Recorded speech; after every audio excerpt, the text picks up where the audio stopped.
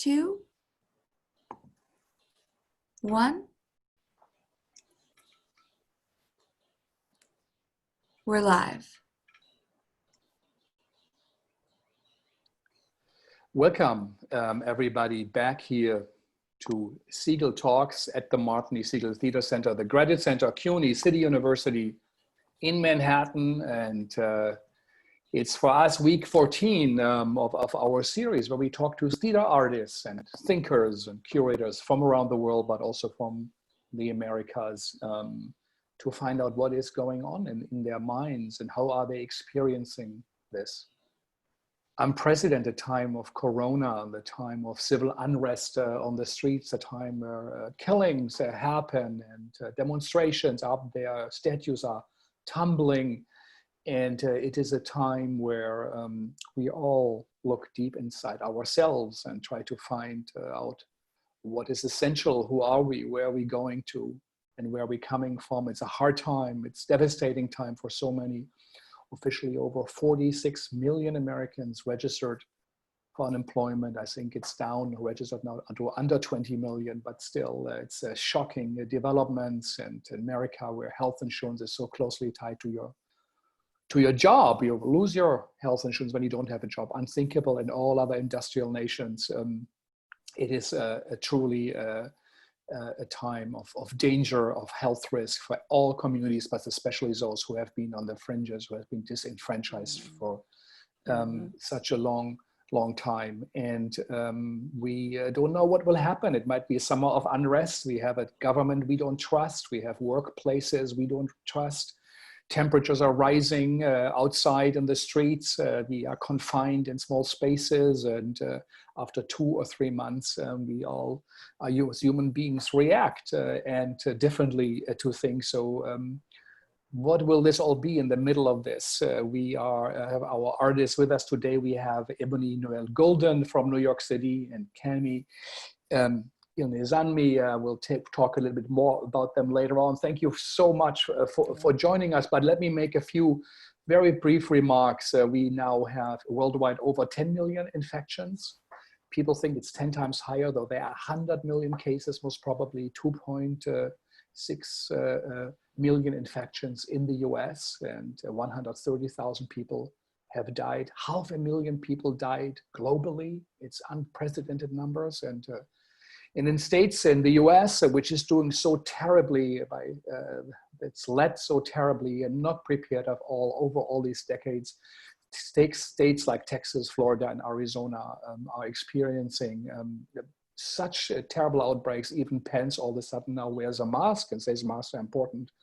And we're getting more and more information about the virus. People now developing hallucinations when they have the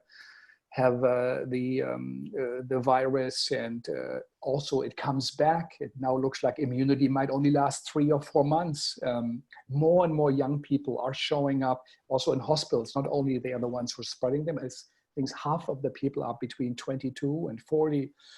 And we all don't know what will happen. US company Gilead now published today the price for antiviral drug, remdesivir. They say it's between $2,300 and $3,100 for a 5-day cure. It's an already existing drugs. Economists say because it already exists, it costs actually $5 per pill. Mm-hmm. So it's shocking also, I think, in the face of that crisis that we have, that the system is charging thousands and thousands of dollars, saying, oh, we prevent so much more damage because if people would get really sick, it would cost more. It just also shows what is so wrong. Broadway, as we know, went dark on March 12th and just decided today, announced that it will stay dark till the rest of the year. Most probably to early spring. That means all of New York City's theater artists, technicians, light designers, sound designers, ushers are out of work. It's devastating.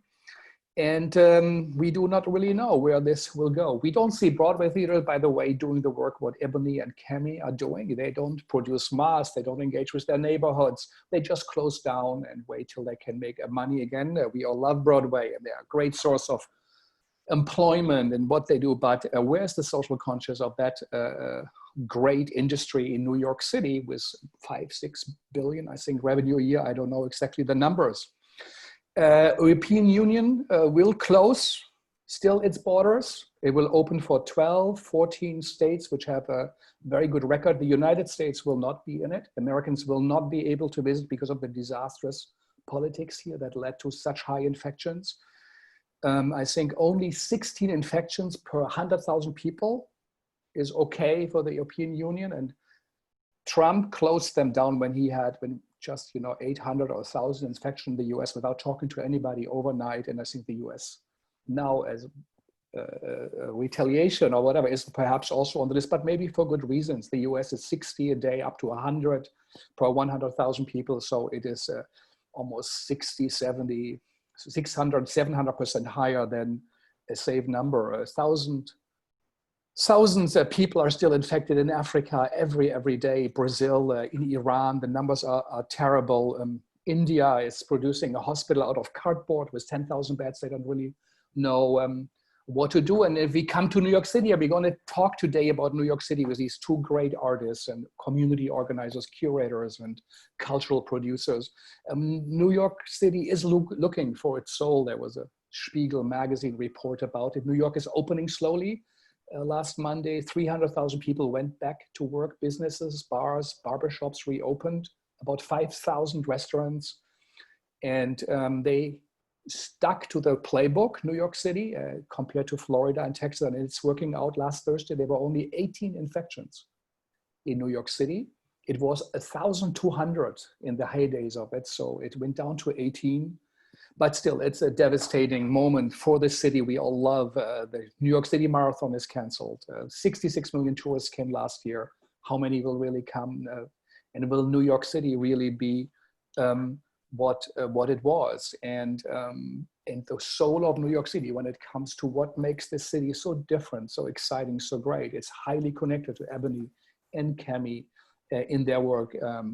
Kemi, who worked at the Walker's Art Center and is part of the great Laundromat project, which says it's taking change, being an agent of change in your own community, to have a joyful justice, to make art, build community, create change. In Harlem, in the South Bronx, and in Bed-Stuy, a project there, trying to shifting the world into a better place.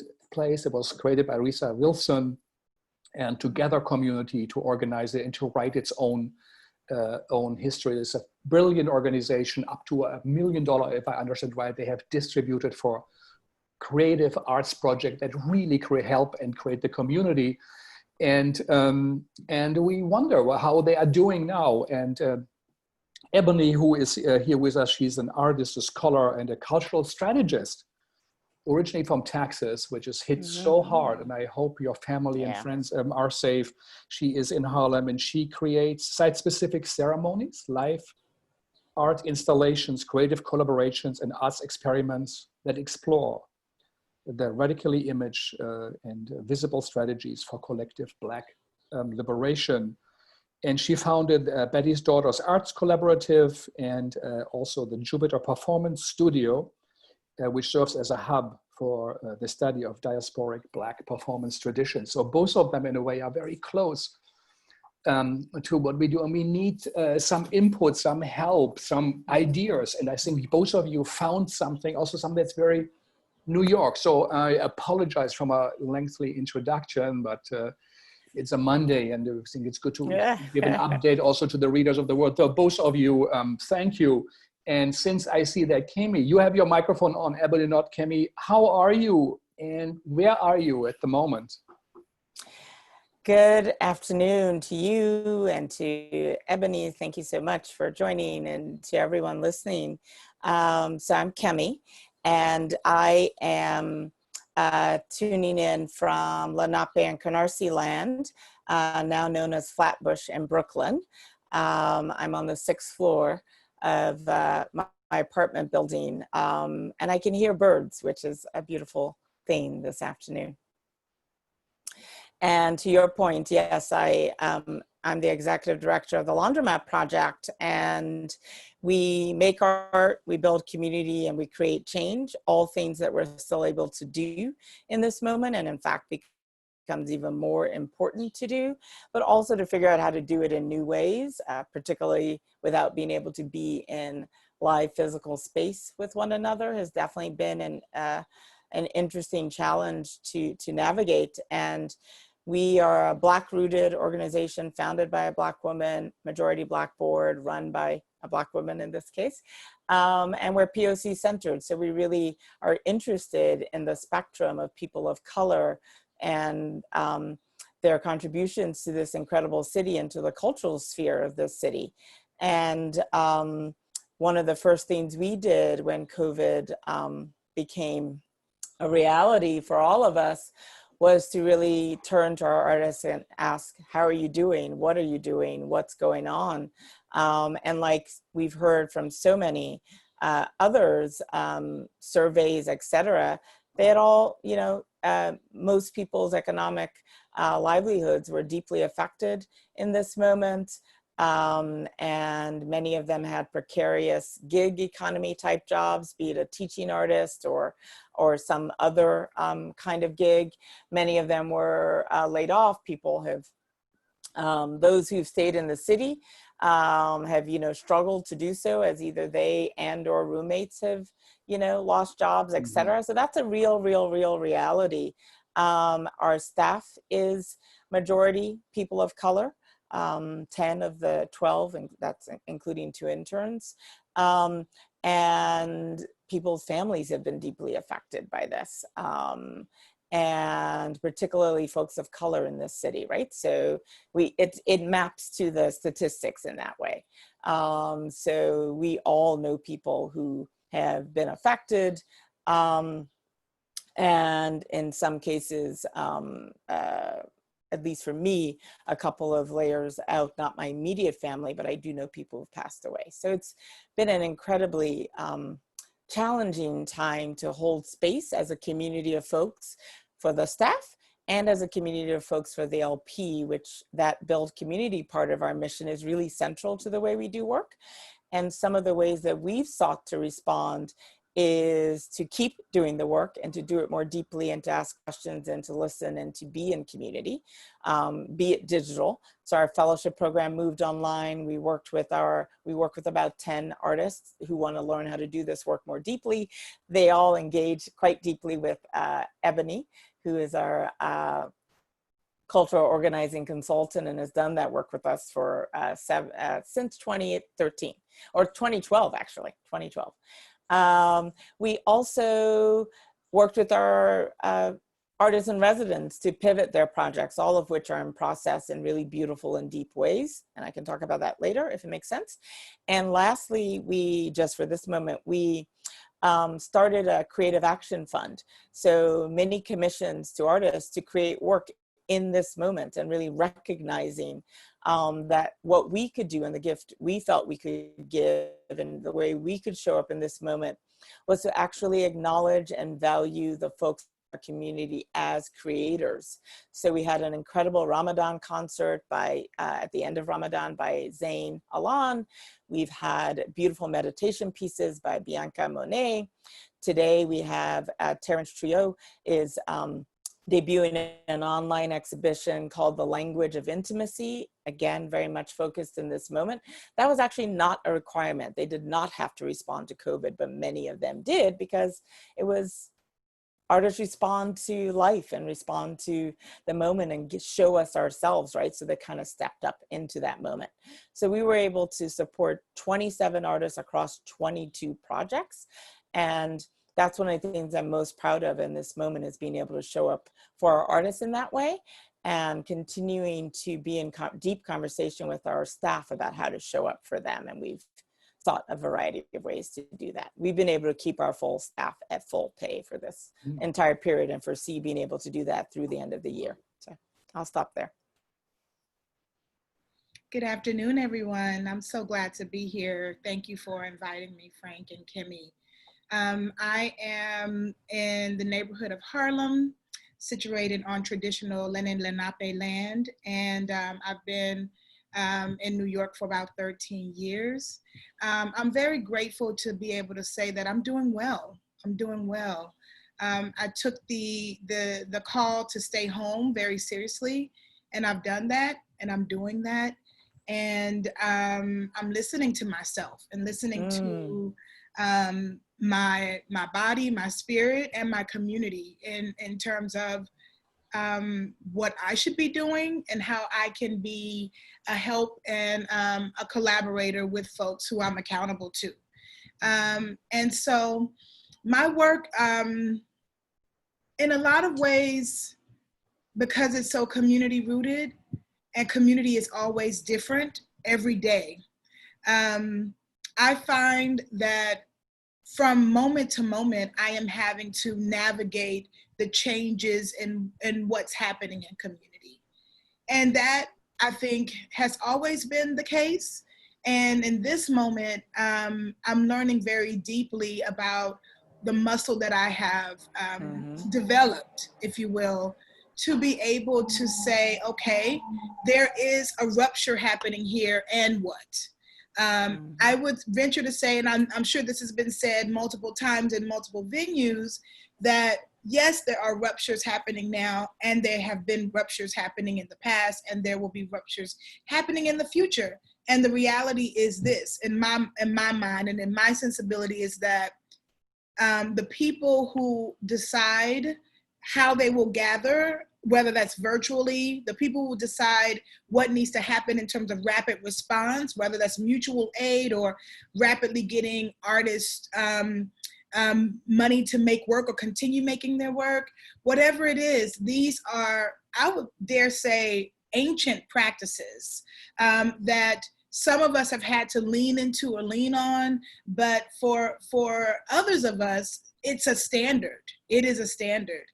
And so I think this moment, for me personally, and for the work that I am called to do, is a moment of breakthrough, of understanding that the way that some of us work, the way that we make art, make theater, make community, make change, is authentic to where we come from and authentic to who we are. And it's never been wrong. It's actually been the best strategy. And sometimes that strategy isn't what's lifted up as the best. Sometimes it's not the shiniest. Sometimes you can't explain it, but it is what people are going back to in a lot of ways. It's kind of like, okay, folks need food. Who has food? Get the food to the people. And it's not a lot of paperwork or, back and forth. It really is, what do people need? Where are the resources? Get the resources to the people. And it's interesting because in this moment, actually right now, I am on the precipice as an artist on so many things, right? I'm celebrating a year anniversary of a large processional work that happened in partnership with the National Black Theater and a year ago. And I'm on the precipice of making new work here in Harlem, but also in Weeksville or in central Brooklyn. And there are a lot of expectations when you are an independent artist, when you've been commissioned, if you will, to make a work. And these commissions are supposed to happen, that's the expectation. And I think there's been something that has evolved and emerged for everyone in our field around humanity, around what it means to produce and to make theater and to make work that is rooted in a community ethic. And it's, rooted in people being whole and human and not being producers of products and, for others' consumption. And so, when this rupture happened, I knew that I would have to respond in some way, but I knew I didn't have to respond immediately. So I just sat down. I sat down, and that is also because I run a company, a business that is also needs to be in rhythm with arts and culture communities and organizations. If my clients or collaborators are not ready to move, then who am I to say move? Who am I to say have the meeting? Who am I to say let's make a rehearsal, right? And so all of this listening, all of this waiting and being patient and being responsive and not reactionary is what I mean, I think I would want to do it that way, even though it was challenging. I actually don't know any other way to do it, right? And so what this time for me has been about, and I know theaters happen in buildings. I know theater happens in buildings, dance happens in buildings. But for me and for the folks I'm collaborating with, this has been a very, a beautiful breakthrough, because I'm able to collaborate with people who I would not be able to get to New York. My collaborators on the works that I'm building right now are literally all over the world. And we figure out the time zone difference, and we get on this interweb and we do the things. And I am reminded, and I will say it as often as possible, as loud as possible, that theater is about people. Theater is about storytelling. Theater happened before buildings existed in regards to, you must make theater inside a structure. We all know that.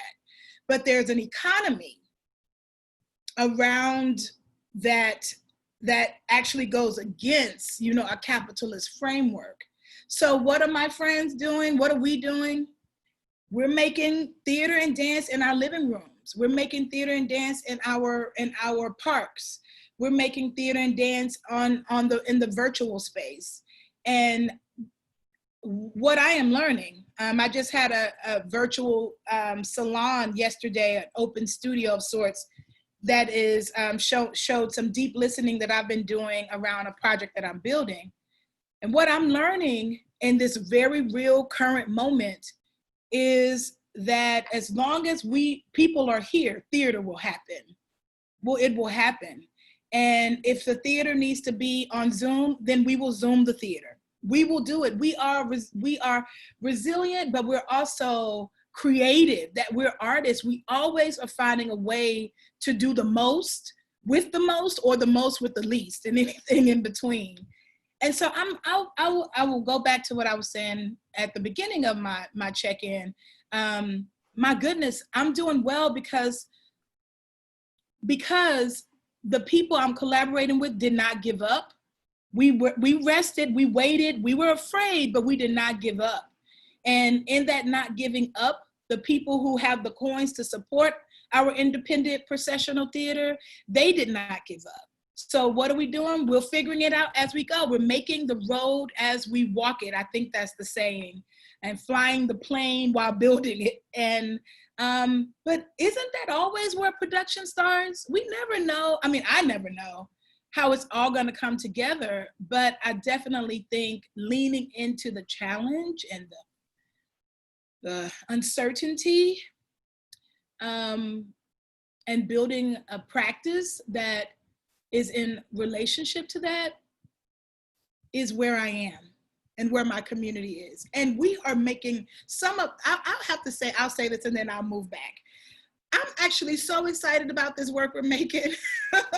We're not rushing into the studio. We're not burning resources. Every penny is accounted for in a very significant way. Every penny when I'm the kind of intermediary between the commissioning organizations and the people who are making the work. And I know that money is going to pay someone's rent, to make sure someone's child can eat, to make sure someone can make their own art. And that in this moment, I feel like the art is a conduit for people being able to live fully and to live with dignity. And whether it was this moment or some other moment, I would want that to be the case for my role in practice. Mm-hmm.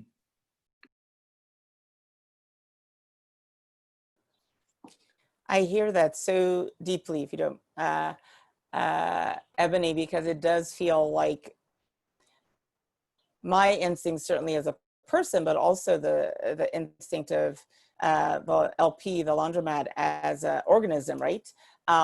was to lean more deeply into the work because we had been doing the work.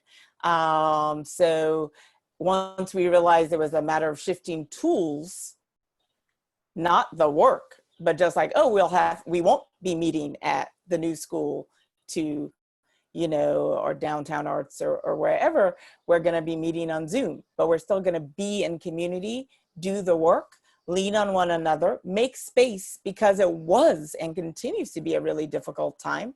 So to allow grace for each other, to allow space for each other to shift and pivot and step back and move back, move forward, etc. It was leaning more deeply into ourselves rather than making any significant shifts. And one of the things that I felt so deeply in this moment that became clear for each of us, whether we wanted it to or not, particularly as arts institutions, was our deepest values were immediately on display based on how we reacted and who we thought needed to carry the weight of the moment. So Ebony, thank you for continuing to just talk about people. And our recognition was really clear that we were talking about specific people that we could name. We could name their children. We could name their mom at home that grandma they're taking care of, etc. So we couldn't start a conversation from a place of scarcity and loss. We could be afraid, but we did have to keep going forward and to figure it out and to do it in a way that centered people and needs, emotional, psychic, economic, social, etc. And to lead from there, and to lead always with the idea of people. It was never abstract who we were talking about, be it our artists or our staff or our board or our community members. There was literally just no abstraction to hide from or to hide within. And it wasn't our instinct to do it anyway. But it also just, I don't even know how we would have navigated this in abstraction as opposed to very specific folks. And recognizing that culture only had a more important role to play in this moment, and that people wanted to turn to their creative mojo as one of the assets and one of the healing tools and one of the justice and liberation tools that they had at their disposal and had for generations. So being able to lean more deeply into ourselves, and the real thing has been other folks recognizing their lack of muscle in that area, and hopefully the need to build that muscle. And that's been certainly the invitation, the demand, the admonishment, etc. over the last few weeks, as for those who didn't have that muscle and needed to build it out more. The demand has been, well, now is the time. There's no time to dally. And that's been an interesting thing to witness, and also to be navigating ourselves from a very different place. So what does New York City mean for both of you? What needs to change? Oh my goodness, Frank, that is a huge question. What needs to change? Okay, well, I'll start, but this could be a litany, right? And I won't go into a litany, but I'll just talk about from the perspective that, Kemi and I are mentioning about what does it mean to live in a people-centered city? What do human beings need to thrive, not just survive, but to thrive? And we know these things, right? We know these things, and we know the socio-economic and the political reasons why some people are doing just fine in this moment and some are not. So what do we need? We need universal health care. What do we need? We need affordable housing. What do we need? We need schools that are equitable and, prepare young ones to live their best lives in the present and into the future. What do we need? We need a food system that doesn't work against our holistic well-being. What do we need? We need spaces where we can express the fullest capacity of our lives creatively. We need a city, a New York City that that is actively working to stop the killings of Black trans women. We need a lot of things. We need a lot of things. And I mean, I could go on and on, but you know, New York City, it's tough. This is a tough place. And it's also a place where people come to dream and to vision and to, you know, to be something they could be in any other place in the world, you know? And I do think we need vision. We need space to dream. We need space to fulfill our dreams, not just dream, but then be able to activate those dreams. Yeah, I think these things that we need are not just about what New York City needs, but it is what New York City needs too. We also, you know, we need to pay artists more. We you know, there's a whole litany, a whole road I can go down around what people get paid, and there's a lot of in our industry of theater in particular and dance, a lot of folks are pushing for visibility and transparency around pay, and that is really a big deal right now, you know, and so I mean, yeah, yes, Kemi, what does New York City need? You covered a large swath of it, and I really appreciate you for that. Because in the end, it needs to be a city where people can stay, can thrive, can be the best version of themselves, and particularly our Black, Indigenous, and other folks of color. To one of the many things, and we know this now, that COVID made clear to others, to all of us, including those of us who had the privilege of not having to know this previously, was how much we're actually dependent on people of color, and how much we're dependent on low-income folks, and how much we're dependent on each other to keep this city going. And if we really value that, as we have learned we should and need to value in this moment, how do we respond to that now? And how do we respond to that when COVID is over? To your point around issues of pay, how do we create housing that allows people to live here with dignity? How do we take care of transit? The number one question anyone has about reopening is like, how am I gonna get to work? New York, it's not unusual to have a 45-minute to an hour and a half commute one way. Speaking as someone who had one of those 75-minute commutes. That's a really long distance to go, and to be worried about it the entire 75-minute distance, and to have to go or to be forced to go. One of the things I discovered in this moment, I do know how to ride a bike, I like to say. However, I have never ridden it on a city street. But in this moment, like everybody else, I'm like trying to figure out what are some of the options. Well, I live in a neighborhood that doesn't have city bike. And most of my staff live in neighborhoods that do not have city bike, which is our bike share program that was brought on by, in the Bloomberg era, and very deeply from the beginning, not equitably distributed in the city, was not treated as a public resource. It was treated as a special resource. And special resources of that nature don't make it into Black and POC and Indigenous communities in this city. And just as a very practical example, like that's, unless I decide to buy a bike and my staff members decide to buy a bike, we actually can't use that in this time when that would be a really incredible thing to have at our disposal, to be able, I only work 3 miles from the LP's future space in central Brooklyn. 3 miles, that's not far. I would learn I figured out how to navigate a city street for 3 miles, but I can't do it through the asset that is meant to be a citywide asset for everyone.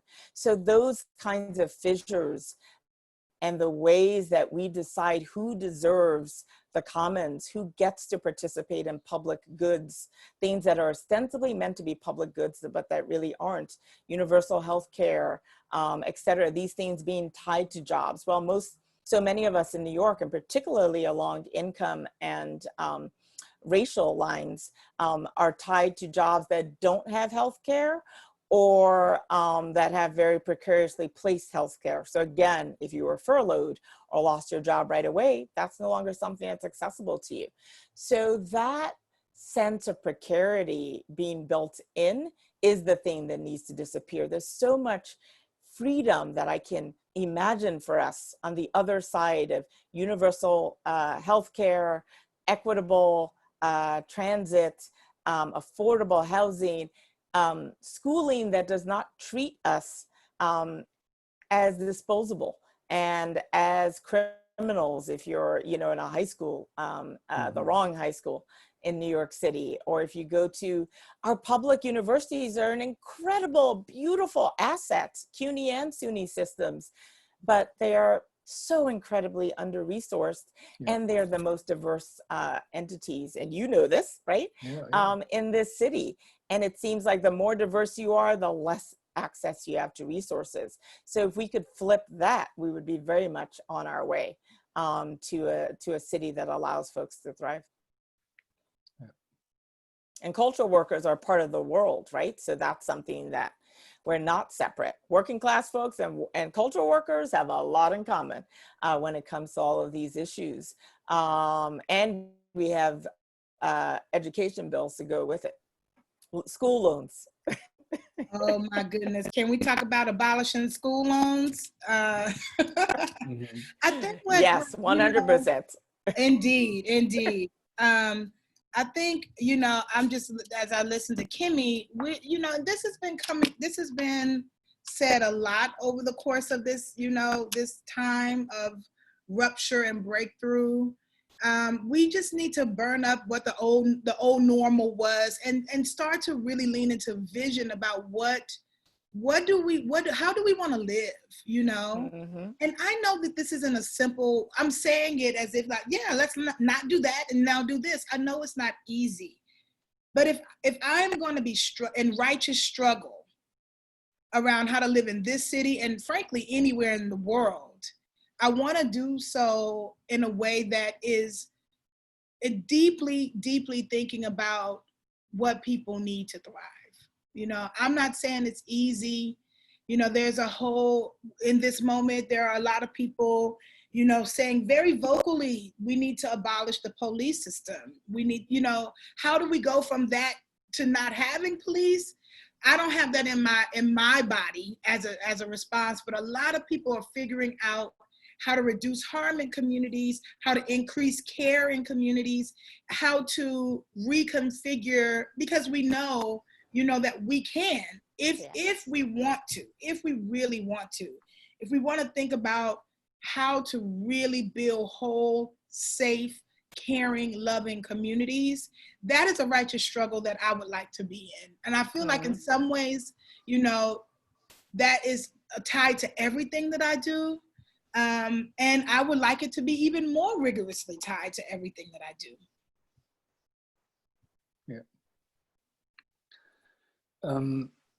Since we, both of you also, and we, work in the theater and performance world, and one could say theater began with the Greeks, and it showed that there was fate and you couldn't escape. There were the gods, things were decided, this is what's going to happen. It was not in your hand. Often even Christian beliefs were in a way like this. Then slowly, through Molière and others, the individual came out, the servant was on the middle of the stage after the kings and Shakespeare were on the stages. And individual voices came up and said, no, what I think is of significance. And then there were realism, you reportrait the world as it is. And then slowly was Brecht and others said, well, it's no longer enough to portrait the world as it is. Mila Raut had this on the program. We have to actually change it. So, and the next step in a way is, Brecht, a call for action. Brecht had Mother Courage, where he said, just look what she did. And then you make up your own mind. It doesn't work what she's doing, be better. But the next step, and I think both of you are part of that new world or of the future of it. The next step in a way is to engage with the community, with the people, and they are in the center of it. There's this German company, Rimini Protocol, that also works in that way with the experts of the everyday, or the documentary theater movement where you interview people. So what you guys do is actually say, no, I'm not the writer who wants to have his play, the director. You say, let's look at community. How do we empower people? They are in the center. I saw the projects the LP puts together, people who have ideas, you support them and you connect. And many people around the world say, of all our talks, whether it's Indonesia or Belgium, whether it was South Africa, or whether it was Hong Kong, they say this is now at the center. And what you guys do, I think, is actually part of anticipating a future where even the artist is perhaps no longer as much known. People say, Kemi did it, or Ebony, but these people are, the people of the neighbors are in there. What is missing, as you also said, from the Broadway world? Do they engage with Midtown? Do they do projects with the people who live there, who are in the meatpacking district or Hell's Kitchen? I don't think so. And support the small theaters around.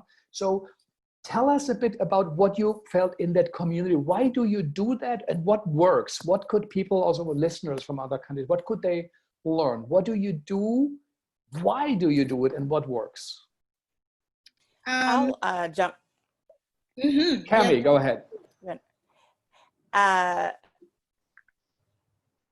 So we think of ourselves always as part of a larger community. So I was referring to people earlier, and art workers are, you know, very connected to working class folks, and people engage in various kinds of struggle that affects their lives also as art workers. And for the Laundromat Project as an institution, as a Black and POC institution, it's similar for us. We really think about this as, how are we engaged within a collective community? How can we do work and support other organizations and or art workers in a way that says, if it's good for me, if it's going to be good for me, it has to be good for you too, right? Like that sense of we're in this together is very central to our work and our ethos.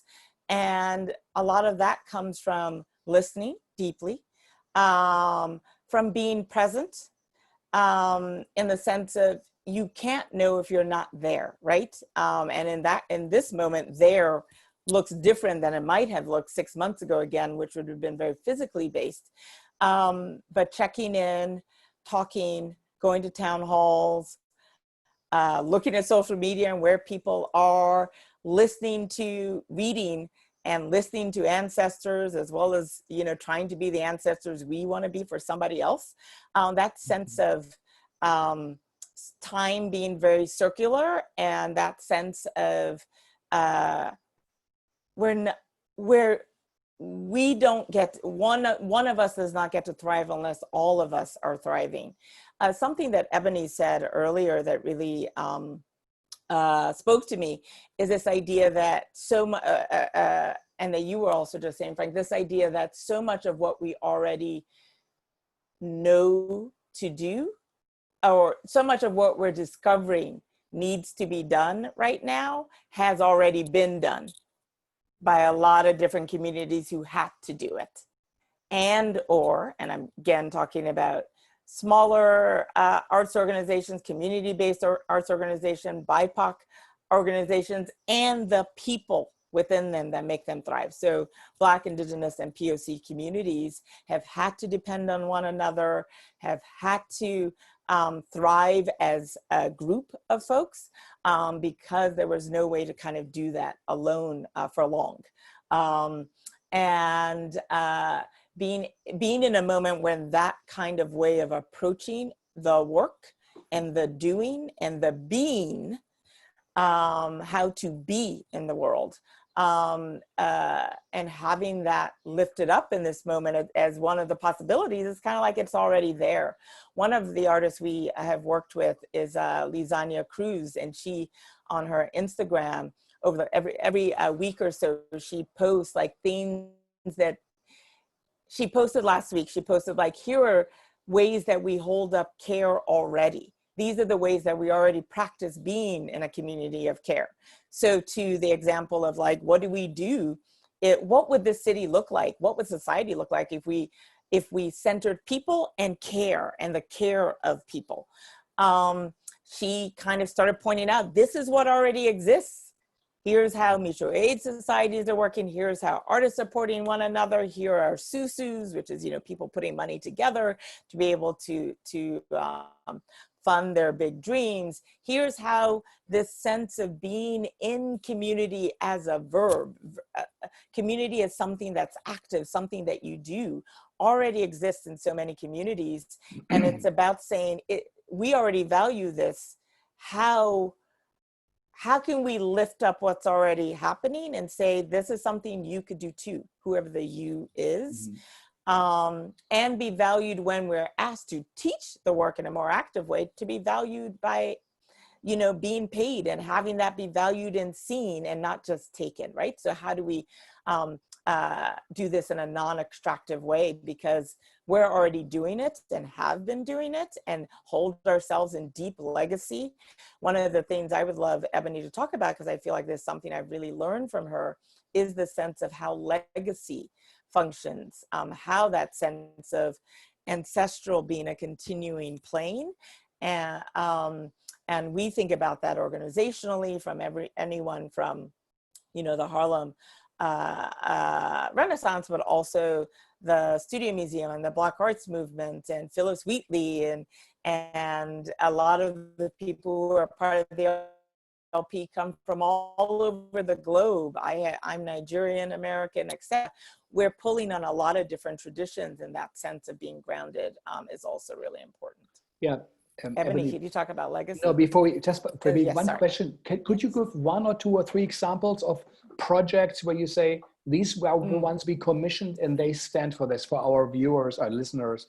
What are Laundromat where we say this actually exemplifies specifically what we do? What theaters could learn all around the world, say, because they could do the same. They could have a Kemi in as part of their staff.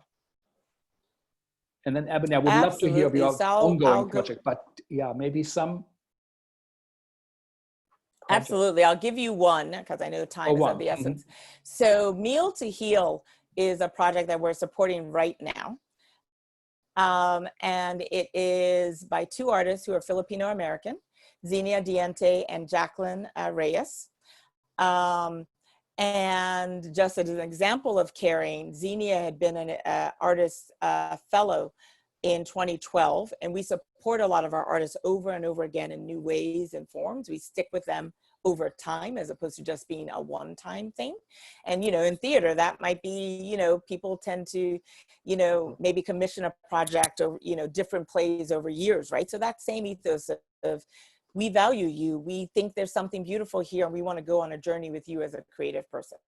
So Xenia came back this year and became one of our artists in residence and brought along Jacqueline, who had been a volunteer in the past with the LP.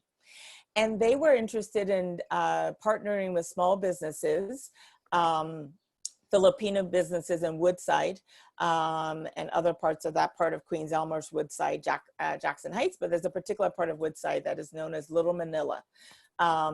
And so very much a hub of Filipino businesses. And this is a neighborhood that has tens of thousands of Filipino Americans. It is, Xenia herself grew up in this neighborhood.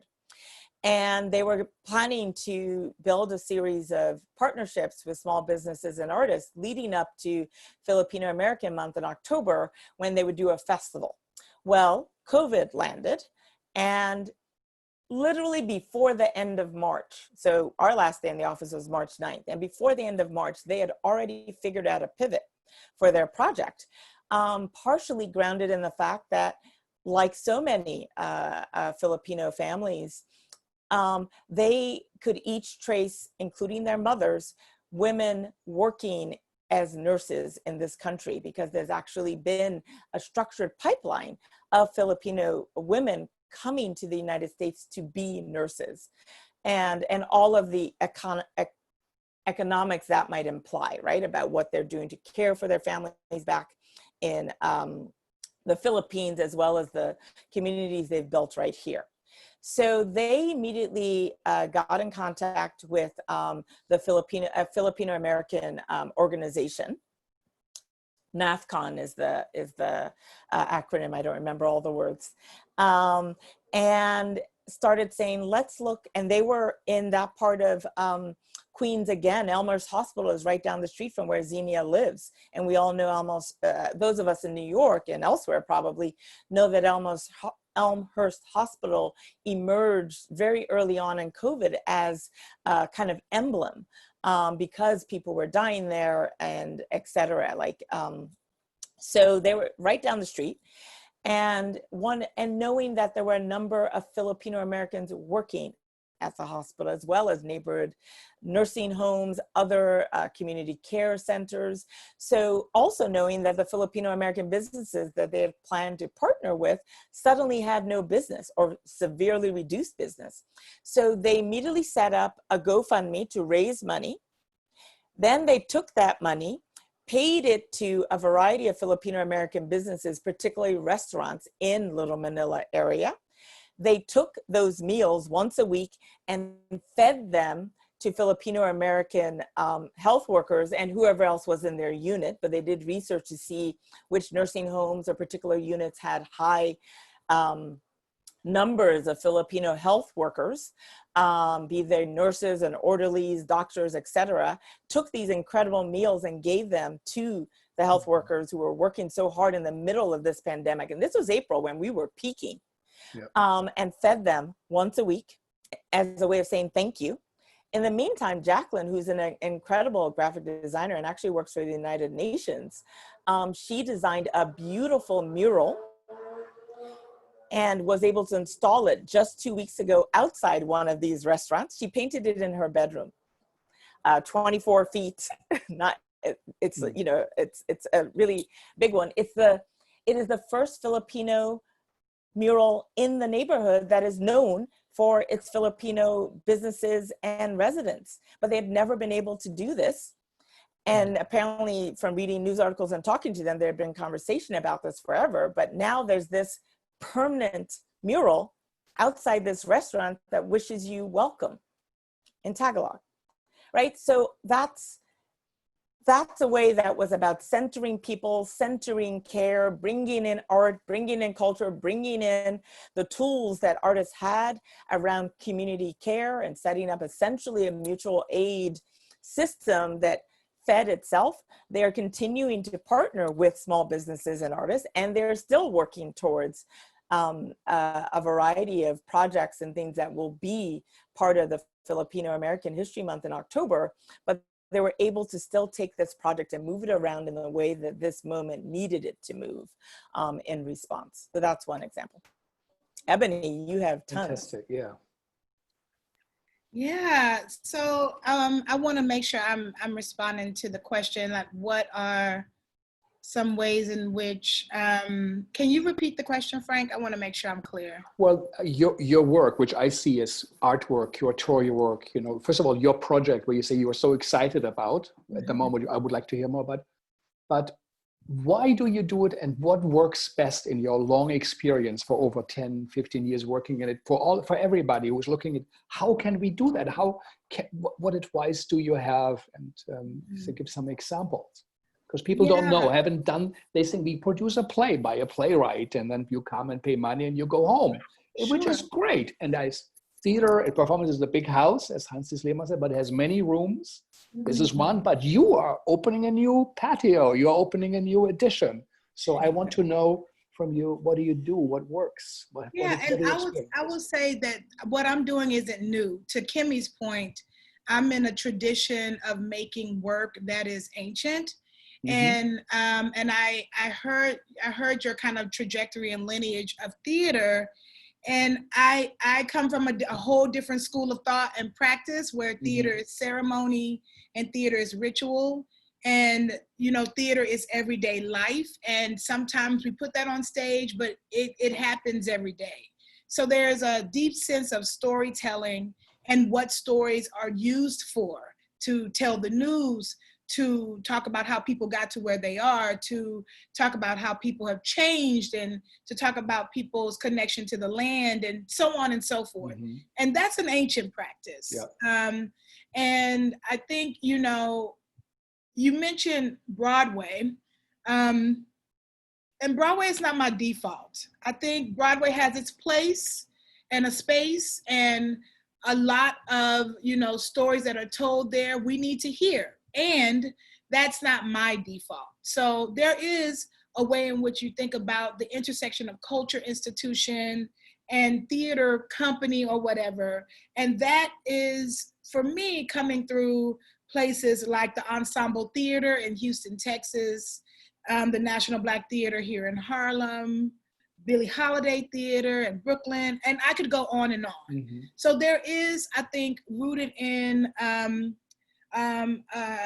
diasporic Black aesthetic or diasporic African aesthetic, this idea that theater is supposed to do something.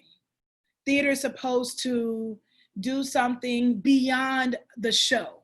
And there are a whole, you know, I guess a whole cadre of people who say, if you need all of those things, if you need theater to be a social justice institution, if you need theater to be social services, then you need something other than theater. And I think those people should go and go on and do what that is. But in my communities, the theater, in a lot of ways, like the spiritual community or the church, is the hub, is the center of so many things that happen there, right? And that, to me, and it's also an intergenerational thread. So you go to the theater when you are a child, you go to the theater when you're an elder, and there is something about the stories that become the rituals that happen every year, but then there's also the new voices that are coming in. I am not unique in the work that I do, and I am more so a student and a practitioner than someone who's figured some things out. What I will say as a student and a practitioner is what we've been saying here. The kind of, I would say, the European constructions of the playwright and the choreographer and the dramaturg and all of these people, and that you do your one thing in a silo and then you come back and you're in service of the product. That doesn't seem to serve my communities well. That doesn't seem to serve the well-being of the institutions that are supporting the work, but the well-being of the people. Most often in my communities, I could actually say, hey, I want you to come in and be a dancer. And that person is actually better at building constructions and set pieces, and the ability to be able to move around and do things that are not on your resume is definitely, I would say, a dismantling of this kind of hierarchical notion of what theater is supposed to be. Well, there are folks for 50 years, there are organizations for 50 years that have been saying, you come here to heal, you come here to eat, you come here to learn, you come here to get inspired, you come here when you can't go anywhere else. And that's my default. That's my default. Theater as a place of visioning, theater as a place of connecting, theater as a place of remembering, of storytelling and story gathering, of responding and being, and most often being relevant to what the people need now. Relevant to what the people need now. I think, you know, my work in particular is collaborative. And so I might be the one that gets the commission, but I am not a one-woman show. As soon as I get whatever the commission is, I am immediately thinking about, even maybe sometimes even before, because I will find a way to make the work that my communities are asking me to make, regardless of if I get a commission or not. And so, but right now I'm on an incline and I'm getting resources. And so, what does that mean? That means there's a politic around who I bring into the room. And people watch that. People watch, and it's not, there's some expectations that, oh, Ebony is a Black woman, so there are going to be Black women in the room. yes, you're right. But there are also going to be people who in the room who often don't get an opportunity to, you know, to be their fullest selves in their creative capacity. And I think there's something that we can all learn, and I am learning, about what it means for a theater community to accept folks where they are, and to say, while at one moment the goal may be a show, there are all of these touch points along the way that allow you to be fully embodying yourself. And that means for me that theater is not just an artistic practice, but it's an organizing practice. It's a practice that's in relationship to what we need to amplify in the world and what we need to dismantle in the world. And am I going to dismantle everything because I have resources to make a play or make a show or make a processional? No, but every time we have the opportunity to gather to talk about what needs to change and what should change and how can we be more ourselves in the space, and there's a rigor in that. There is a definite rigor. It is hard. It is hard to hold space and say, we know there's a show that has to happen, but I actually care about how you're feeling right now. I don't think it's different from what Kemi has to do. Like there are responsibilities, there are report backs, and there's accountability that's involved. And how do we be more human in that process? It means that sometimes, you know, some people are not ready. They're ready to do the 5, 6, 7, 8. They're ready for the play. But what I say, as I've been saying, is we are not making a play. We're making a ceremony. And this is going to call on parts of yourself that have nothing to do with you being an artist. Some folks head for the hills. That's too much vulnerability. It's too much intimacy. And actually, for me, I'm looking for vulnerability and intimacy, and to learn how to be more vulnerable and intimate through my art making. It is a way that I can learn how to be more vulnerable and intimate in my just regular life. And so what am I saying here? I'm saying that there's space for it all. There's space to be able to go to see a show and have a good time. You know, one of my best Broadway experiences was going to see Fela. I was like, oh my goodness, this is what I've wanted to see my entire life. I've never seen this in my entire life. And then there is space to say, come to Weeksville Heritage Center, where we are going to be thinking through and unpacking what sovereignty and agency and liberation looks like by remembering and remixing our legacy. There's space for it all. There's space for it all. I am not interested in, and this is a question that I've actually been asked a lot here recently, I am not interested in battling Broadway. I'm not interested in trying to make Broadway do something. I'm interested in doing my own work. I'm interested in doing the work that I have been called to do, that I've been mentored and trained to do, that I know I'm here to do. I am not here to fight Broadway, no matter what's going on Broadway, and I'm sure there's a lot that needs to change. I am not fighting Broadway. I am working in my corner with my crew, building the stories and the practices and learning how to be a better human myself, instead of, you know, a fight, a reactionary fight. And so I'll just say finally, you know, there's something about collaborating with organizations that are not theaters to make theater. And right now, because I'm in a moment, you know, where I'm able to look very deeply in two directions, a project that I'm building with theaters and a project that I'm building that is with a heritage center, is what the archive has to offer us. Weeksville Heritage Center has such a vast archive, and the approach to bringing a story to life through an archive that I would not have any access to in any other way and that archive is about how community is built.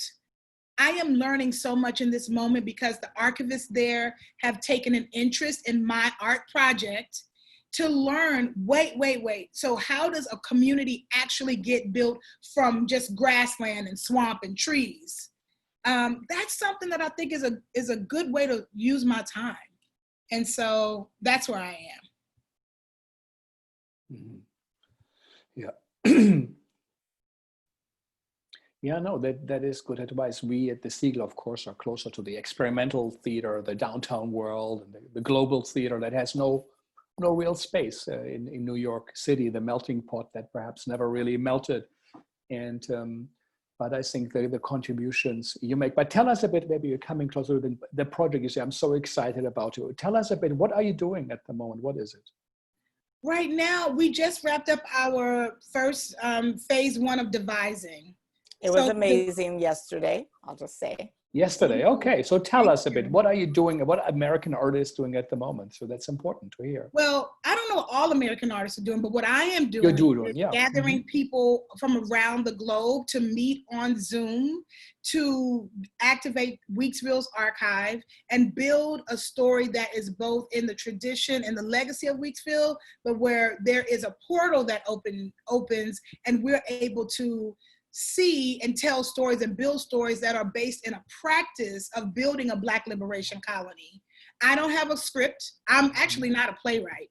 Yeah. And so the idea is that we come together and we use the archive to imagine possibilities. That's what my theater is right now, imagining possibilities. And so literally for, I don't know, 2 or 3 29-hour processes, it was like, let's read this piece of the legacy, let's read this piece of the archive, and then write a poem about it or imagine a scene about it. And we actually don't have to be in the same room to develop stories that we want to share when we can be in the same room. And so what we have now is a score of the entire piece and a score of all of the cultural events and community engagements that we're going to do to help activate a contemporary conversation around reparations, which is a major theme at Weeksville right now. What is reparations? How can we remember it?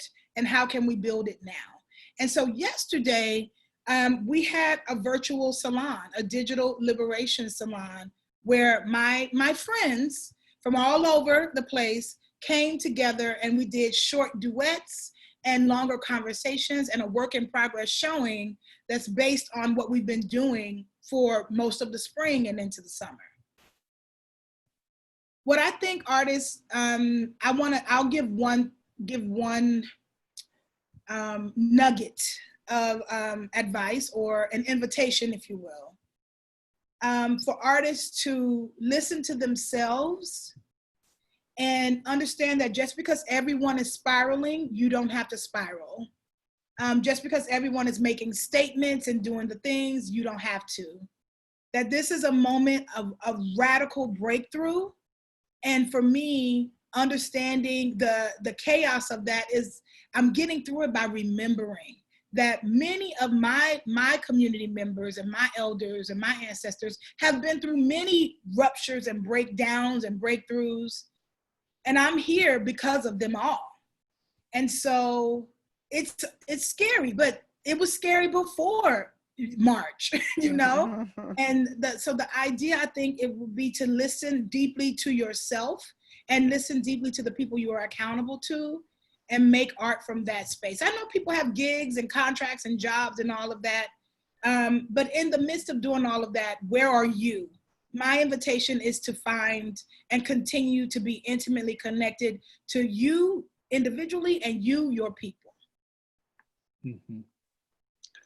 So that's very, very, very significant advice to, listen, to find who you are and inner self and to connect to people. And I like your idea when you said earlier, do you do a show, but I'm interested, how do you feel? That's quite a concept, quite something, sounds so simple, but something very significant. And to say I don't do plays, or should I do ceremonies? I'm a big believer in ceremonies and rituals, and so this is it's the most significant contribution. So, what are you guys listening to at the moment or reading? Is there something where you say, this in this time of COVID, this has been important to me? Who's inspiring you? That is, I definitely, speaking of Fela, Fela has certainly shown up on the Spotify list, but also listening to a lot of staple singers, a lot of Aretha. I played Black Parade by Beyonce about 15 times on repeat while my husband was out running this weekend. Really trying to, it is this sense of wanting to ground myself in the things that have given me joy and respite since I was a child. My father, who's Nigerian, Aretha is one of his favorite singers. So I've been listening to Aretha since before I was born. So for me, she's always a touchstone and always brings me back to a sense of myself. And books or writers or ideas? Is there something that you suggest? I'm going to turn it over to Ebony, and I'll run through my list in my head. Okay. So music is the main thing for me right now. Yeah. Right now, I am listening to a lot of experimental and spiritual jazz. Definitely like Coltrane, Alice Coltrane, Thelonious Monk, Charles Mingus. Like I'm in the jazz. Jazz opens up my brain, opens up my sight, my inner sight. I'm also listening to a lot of like 70s funk. So you can often find me listening to Earth, Wind and Fire. I'm really here for the 70s funk music. I am reading a lot of archival work. I'm reading a lot of work by Dr. Alexis Pauline Gumbs, who's a big inspiration for me and a friend. I'm reading, and I'm always rereading this, Experiments in the Jazz Aesthetic by Dr. Joni Omi-Oshun, Joni L. Jones, and Sharon Bridgeforth, because that work it reminds me of what theater in the tradition that I am leaning into is about. This book I talked about yesterday as well, Workings of the Spirit by Houston A. Baker. It's a book that's about African American women writers, and again, in that idea of the literary ceremony and how poetry and narrative and essay and writing for the stage as well is a part of a tradition and a continuum of bringing forth the reality that you want to live in. Yeah, all of that, definitely, like I said earlier, music has played a really big part. I've been reading a lot about and listening, podcasts, etc., doing a lot of deep thinking around kind of reparations, the Black Radical Imagination by Dr. Kelly, Freedom Dreams, The Yellow House by Sarah Broom, thinking about issues, again, the sense of groundedness and how to situate ourselves in space. One of the books that I'm very excited to read and just ordered is about Lift Every Voice and Sing by Imani Perry, which is known as the Black American anthem, national anthem. And it was something that I was introduced to in my teens when I went to Florida A&M University, a historically Black college. And it's a song that it means a lot to me, and being able to kind of dive into that from a historical perspective, as well as many other perspectives that Dr. Perry offers is something I'm very much excited about. I've been looking at a lot of art and reminding myself about what I love about Carrie Mae Weems and Lorna Simpson and Glenn Ligon, as well as all the incredible LP artists that I get to be connected with and learn from. Some of my deepest learnings by far happens from Laundromat Project artists and what they care about, what they push me to pay attention to or to think about or to see in a way that might be different than I might have seen it for myself.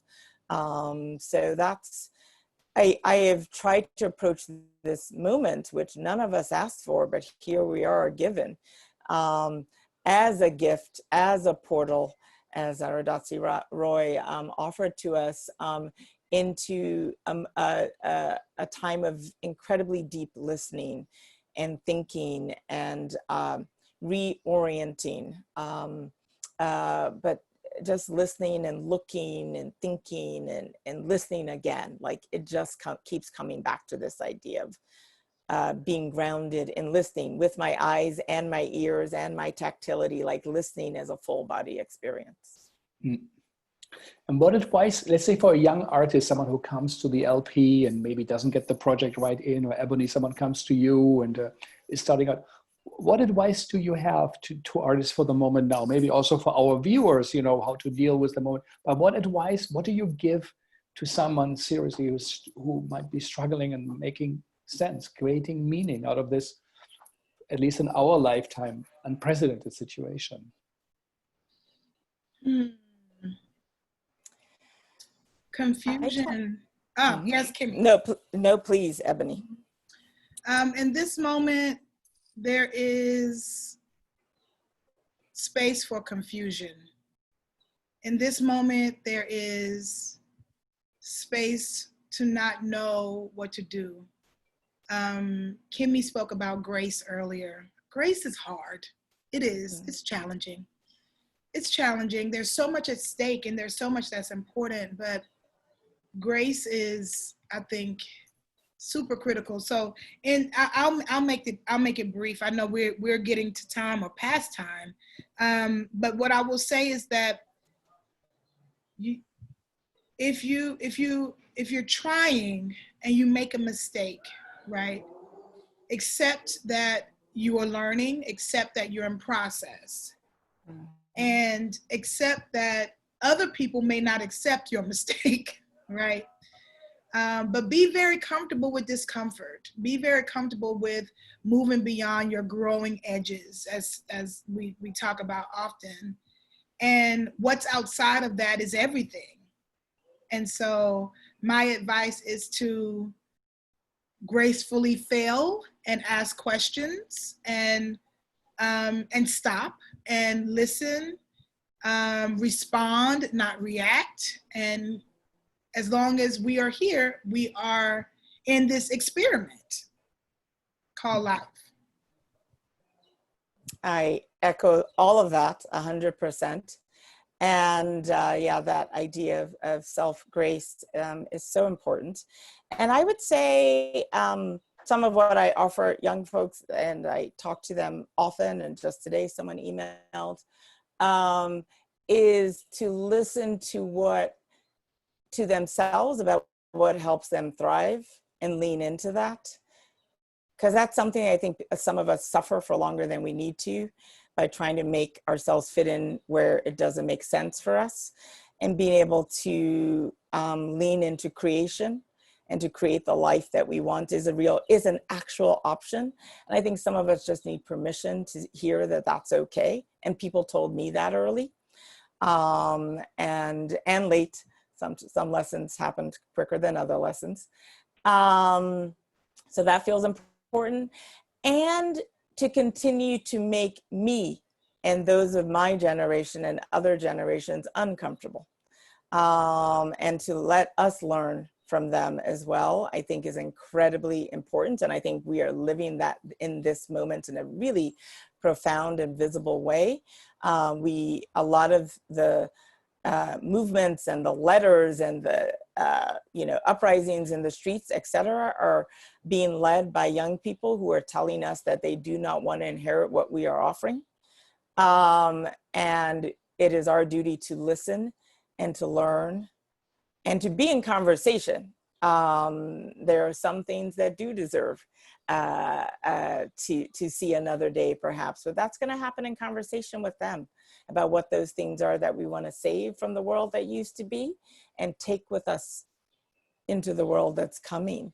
And they don't have to accept what we think that is. And I'm thrilled and frightened and uncomfortable and scared and back to thrilled and inspired and moved by what they have to teach us. So I definitely think of it as polyphonic moments with many voices and many different directions, and being able to kind of hold the space for that as someone who's been in this field for, you know, a long time, I think is one of the most important things we can do, is to create the space for, particularly for younger voices, to show us what the way is forward. Yeah, it's significant and important. Both of you said, and I will go back and then listen to it again. But this is very, very, very valuable advice, and for all of our listeners, the whole body of work is behind what both of them just said, through their actions and their results. So it's something very, very significant that to be taken very serious. Really, both of you. Thank you for taking the time. We went a bit over our time, but you know, Melanie Joseph, who said, Frank, you have to talk to Kemi, and Ebony, you have. So Melanie Joseph, I'm the founder, and she's right, you know, and your contribution to the city is what makes the city the city. And if people ask, like this magazine, The Spiegel, what is the soul of New York City? Will it come back? I don't know. It's always been there, and it's people like you and through your work who make a city, because as you said, it's not just the buildings, they're concrete and there's stones, but the people inside. And so really congratulations on your work. And there's a lot to learn, and to take that very, very serious, how you approach art and community and what you create as a way of saying this. If you do it also in your own life, in your own building, in your own neighborhood, it's what you learn through art. This will save you, this will change you, this will make it a better word, or as you said earlier on, that shifting the world towards a better place. And art has always been doing that. Artists have been on the right side in the complex struggle for history, in the history of freedom and liberties. They have been on the right side of social progress, and they are also now, and we really need to listen to them. So thank you, both of you, really from the bottom of my heart. And a pleasure. For our listeners tomorrow, thank you. No, really, I know how busy both of you are, and that means a lot to me that you made this happen. Tomorrow we're going to hear from Kosovo, where the National Theatre of Kosovo has been destroyed 3-4 weeks ago because of real estate ideas. So Jason Netsurai will talk about this. He came here with one of his LGBT plays, to La Mama, where he went through villages, small little towns, and had discussions and trying to change his country. He's going to come with Giannina Carabunariu. He suggested to come. He said, I want to come with her. So it's interesting. He invited someone from Romania, and she will talk about her situation. And there, Wednesday, we have Frédéric Aïd Touati from France, who will talk about her work, about environment, about Brecht, about radical listening, and also lifelong learning and engagement, and what theater can do. She works with Bruno Latour, the philosopher. Iman Aoun from Palestine, who runs the Ashtar Theater in the Palestine territories. And you will tell about how incredibly hard it is already to do work there, building communities, what she does. But what does it mean now in the time of COVID? To be there. And then we have two artists from Jamaica, English-speaking Caribbean. We mostly had also French-speaking, but we have Sakina Deer and Ebony Walters from Jamaica, who will tell us an update, what it means for them, the reality of COVID, how to create theater, what they do for their community, what the community wants for them, and also what can we learn? What can we learn from places like them? Like we learned so much when we had the talk with Rwanda. Because these people also didn't have space, didn't have money, didn't have support, all that what we're experiencing, but they created something that worked. And so as you guys are doing something that is significant, important, and that works, and it will be even more important because it's a model for something that will come in anticipation of the future. So thank you really, really again. That means a lot to me, and to hear you and engaging, and thanks to HowlRound for hosting us, Vijay and Thea and Travis, and to the Segal team, Andy and Sang Yang, and to our audience really for taking the time to listen. It's important that we listen to Ebony and Kemi and their experiences, and it's also really meaningful to our lives if we really adapt it, because it's all about you, who is the spectator, the community member, because this is ultimately where change comes from, and then some actions that come out of it. So, and we learn through the experience of the artists like the ones we have today. So it's a great compliment to have you with us here. And I hope everybody will stay safe and stay tuned in, wear a mask, it is important. And I hope you all will be with us tomorrow. And New York City is a really, really great city. It's a dangerous moment. It's a tough moment. It might take years or a decade to rebuild, but it's been through a lot, but it will be a better place because of the people who are inside. It's like the guys like you. So thank you all, and see you soon. Bye-bye. Thank you. Thank you. Bye-bye. Thank you. Really, really thank you.